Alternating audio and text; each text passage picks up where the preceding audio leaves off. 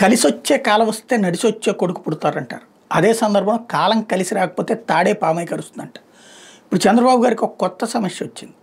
తన అధికారంలోకి వచ్చిన తర్వాతన మిర్చి ధరల పతనం, వ్యవసాయ ఉత్పత్తులకు సంబంధించినటువంటి ధరల పతనం, అలాగే వరికి సంబంధించి మద్దతు ధరకి కొనాల్సి వచ్చింది, ఎక్కువగా అక్కడ గిట్టుబాటు ధర రాకపోవడం అన్నటువంటిది ఒక సమస్య అయింది.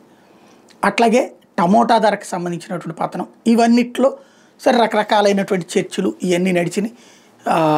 ఇదంతా ఒక ఎత్తు అయితే ఇప్పుడు అసలు సమస్య ఆక్వా అతిపెద్ద సమస్య అయింది. కేంద్రంలో ఉంది ఎన్డీఏ నేతృత్వంలో బీజేపీ ప్రభుత్వం. వాళ్ళు ఏమైనా చేశారా?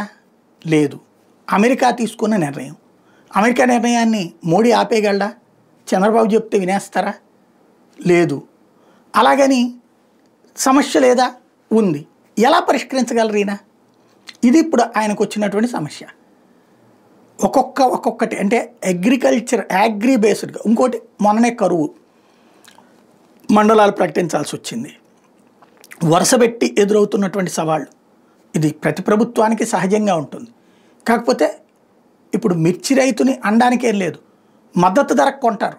కానీ వాళ్ళకి గతంలో 20-25 వెళ్ళినటువంటిది ఇప్పుడు 15, 13,500, 11,500 అంటే నచ్చట్లా. అట్లాగే ఇతర పంటలదైనా సరే, టమోటాలదైనా సరే, ఈ సమస్యల్ని వాస్తవంగా లాభం వచ్చినప్పుడు ముఖ్యమంత్రినో ప్రభుత్వాన్నో ఏమి సంతోషపడరు జనం. అది తమ కష్టార్జితం అనుకుంటారు. కష్టం వచ్చినప్పుడు, నష్టం వచ్చినప్పుడు మాత్రం ప్రభుత్వాన్ని తిట్టుకుంటారు. అది ఇక్కడ సమస్య.